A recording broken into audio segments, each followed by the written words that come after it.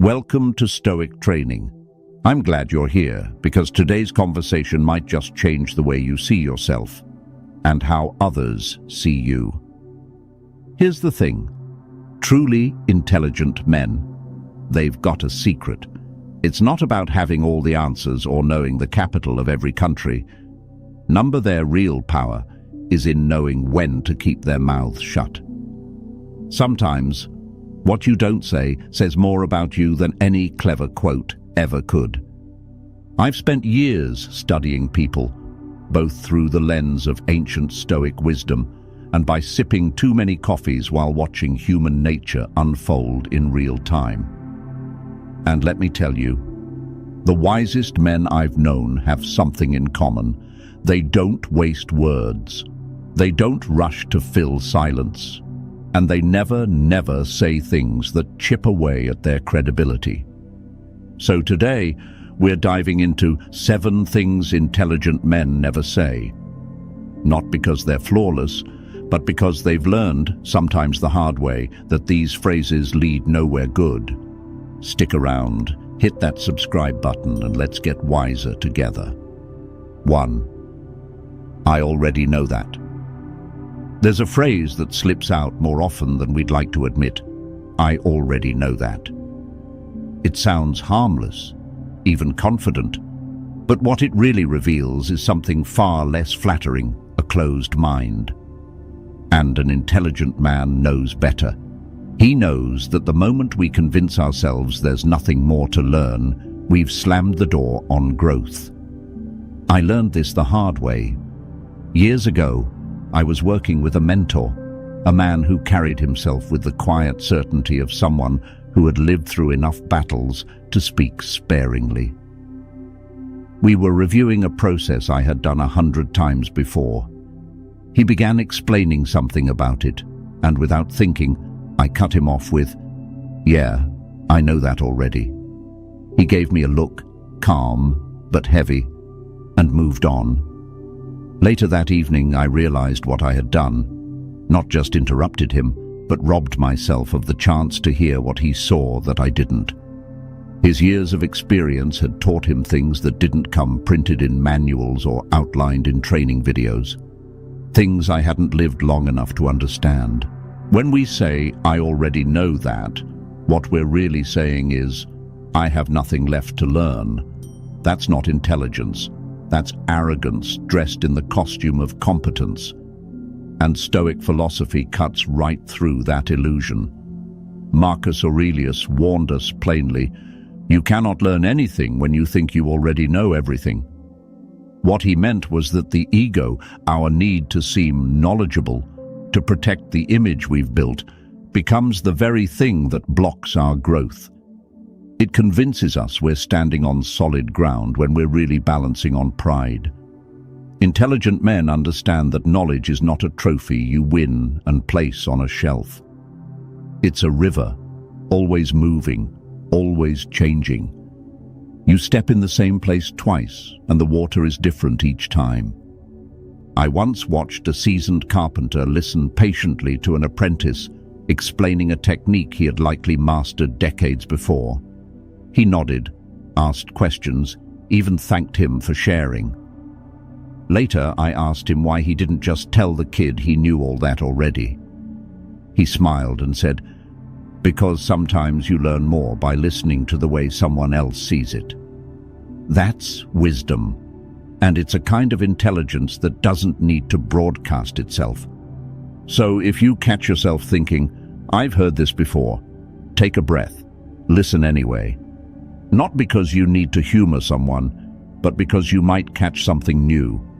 A detail, a shift in perspective, a nuance that deepens your understanding.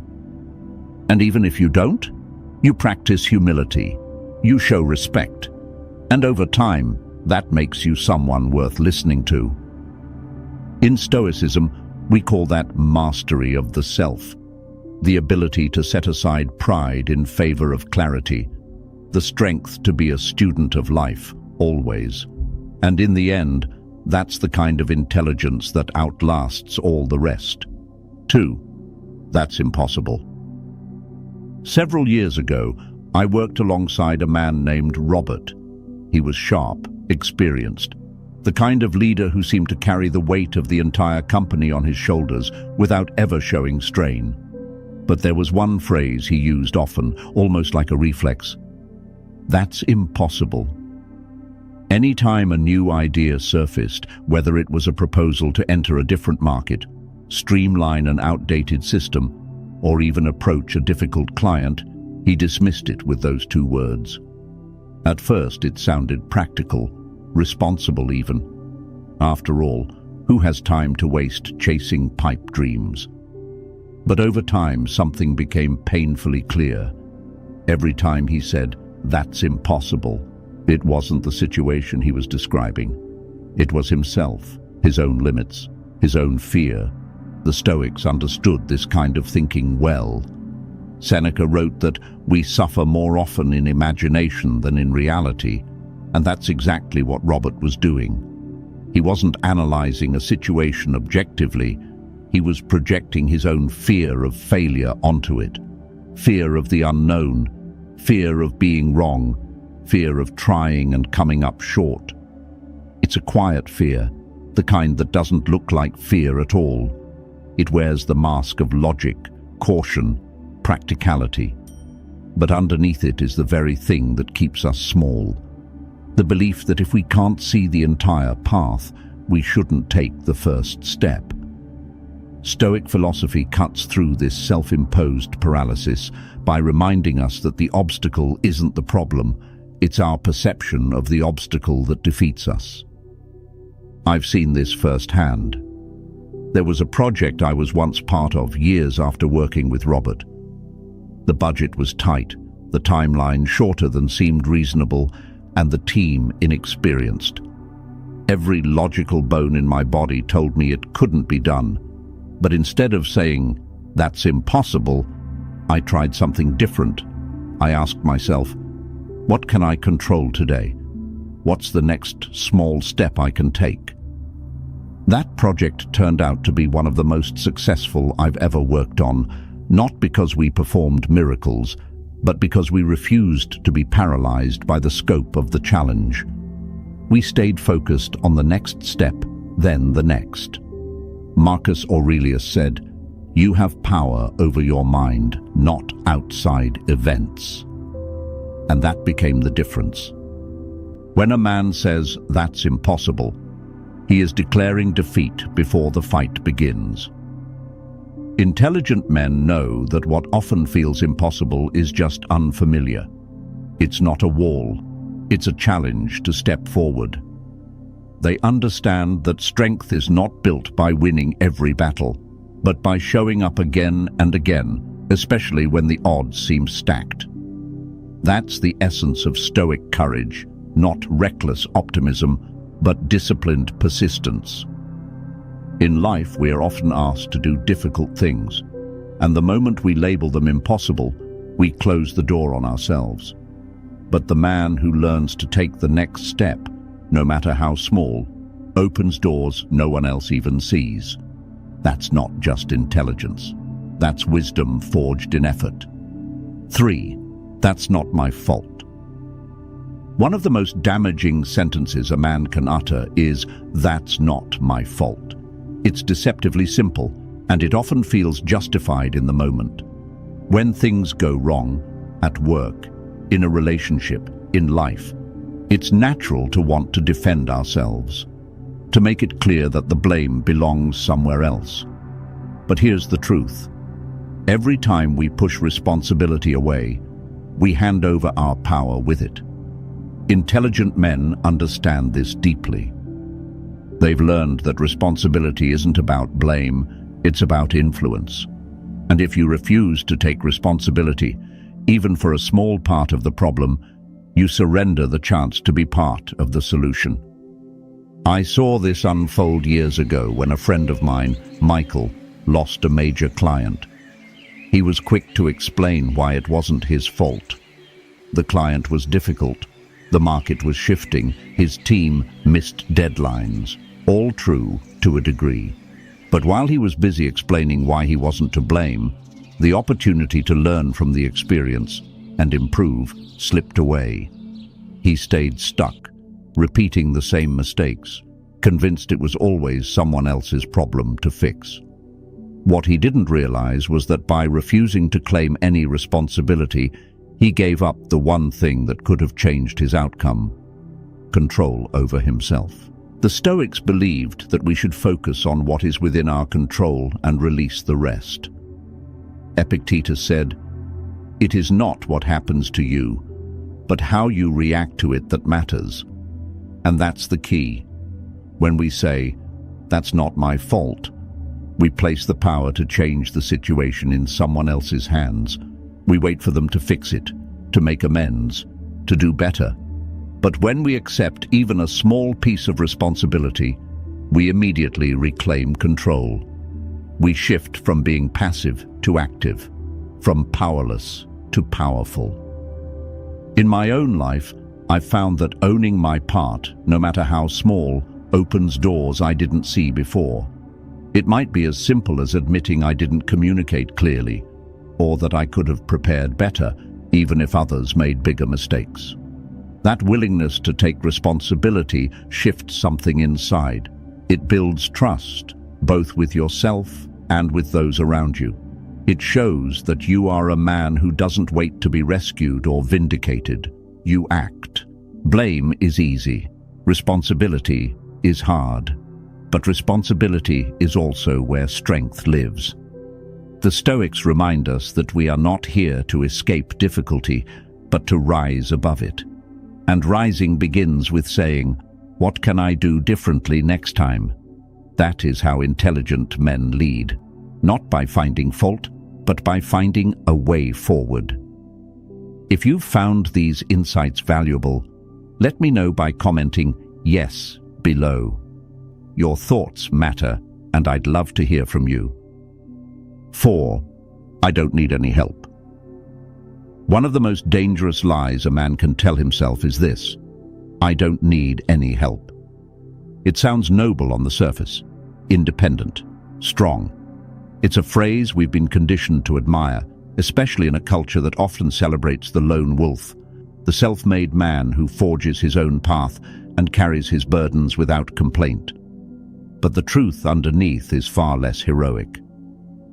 The refusal to ask for help is often not a reflection of strength, but of pride, quiet, corrosive, and blinding. It isolates us. It makes us believe that struggling in silence is a virtue, and over time, it erodes the very resilience we think we're protecting. I was reminded of this when I read about Abraham Lincoln during the darkest days of the Civil War. History paints him as a solitary figure, stoic, burdened, carrying the weight of a fractured nation on his shoulders. But what's often overlooked is how deeply Lincoln leaned on others. He surrounded himself with advisors who challenged him.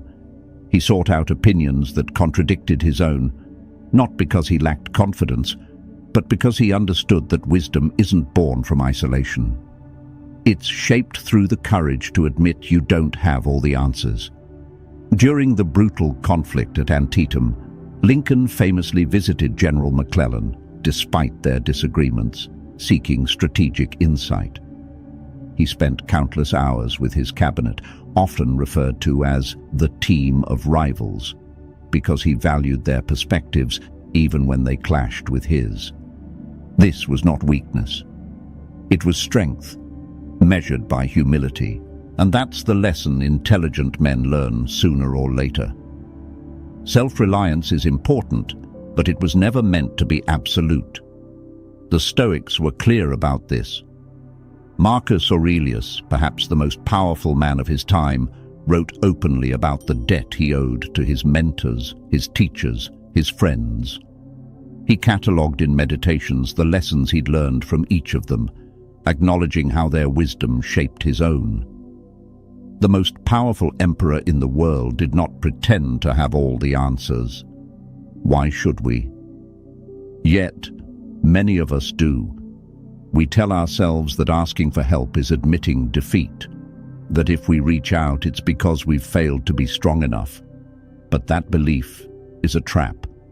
It keeps us locked inside our own heads, slowly drowning in problems we were never meant to face alone. And worst of all, it robs the people around us of the chance to offer what they have. When we refuse to ask for help, we deny others the opportunity to give. We cut off the mutual support that binds people together. I've fallen into that trap myself. There was a time when I thought I had to carry it all: work, family, the endless pressures that come with trying to live up to an image of strength. I thought that keeping it together meant keeping it to myself, and all it did was wear me down. The turning point came when I finally admitted to someone I trusted that I couldn't do it alone. What I found wasn't judgment, but understanding, support, and that small moment of humility gave me the energy and clarity I had been missing for years. I realized that true strength isn't in how long you can stand alone. It's in knowing when to reach out a hand and when to take one. The Stoics teach us that we are part of a larger whole. We are made for cooperation, for mutual aid. Epictetus reminds us that no man is an island, and when we pretend otherwise, we fight the natural order of life itself. Strength is not diminished by asking for help. It's defined by it. Because asking for help requires courage. It requires honesty. And those are the hallmarks of an intelligent, wise man who knows that carrying burdens alone isn't noble, it's unnecessary. So the next time you feel that pull to say, "I've got this, I don't need anyone," pause for a moment. Ask yourself if that's strength speaking or pride in disguise. And remember Lincoln, who led with wisdom and humility, knowing full well that even the strongest men need others to stand tall. 5. I'm too old for that. One of the most damaging lies a man can tell himself is, "I'm too old for that." It slips out quietly, sometimes disguised as practicality or even self-deprecating humor. But underneath it is something far heavier, a resignation, a belief that the best chapters are already written and there's little left worth pursuing. It's the kind of thinking that closes doors long before they need to be closed. Intelligent men understand that this phrase isn't just limiting, it's toxic. It becomes a slow erosion of purpose, a quiet surrender of the life that's still there to be lived. I once read about a man named Harry Bernstein. At 93 years old, after spending his life working as a magazine editor and raising a family, he decided to write his first book. He called it The Invisible Wall, a memoir about his childhood in a poor English mill town, divided by religion and prejudice. It was rejected by several publishers before it was finally released. He was 96 when it hit the shelves. That book went on to international acclaim, translated into multiple languages, touching the lives of people around the world.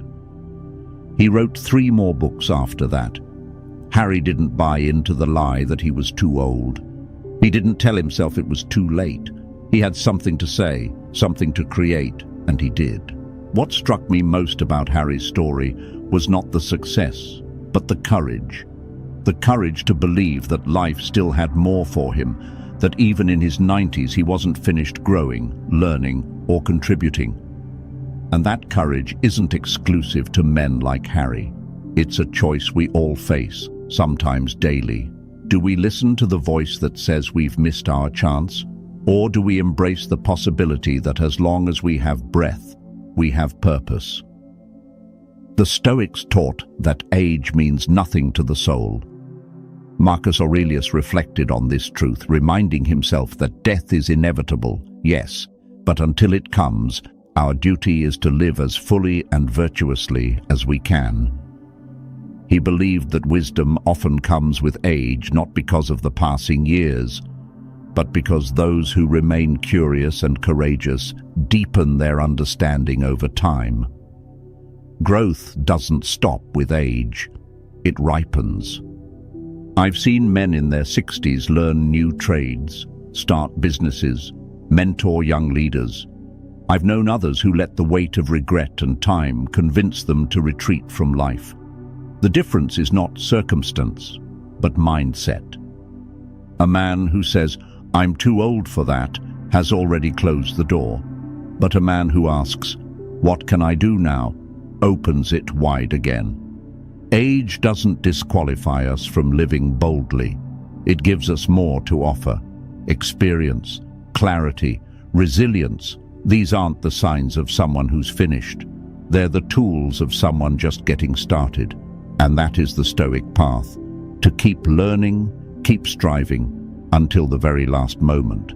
Because as long as we are here, there is still work to be done. If what you just heard resonated with you, give this video a like too, and don't forget to subscribe, because every time I discover a new perspective on life, I want you to be the first to hear it. 6. I'll do it later.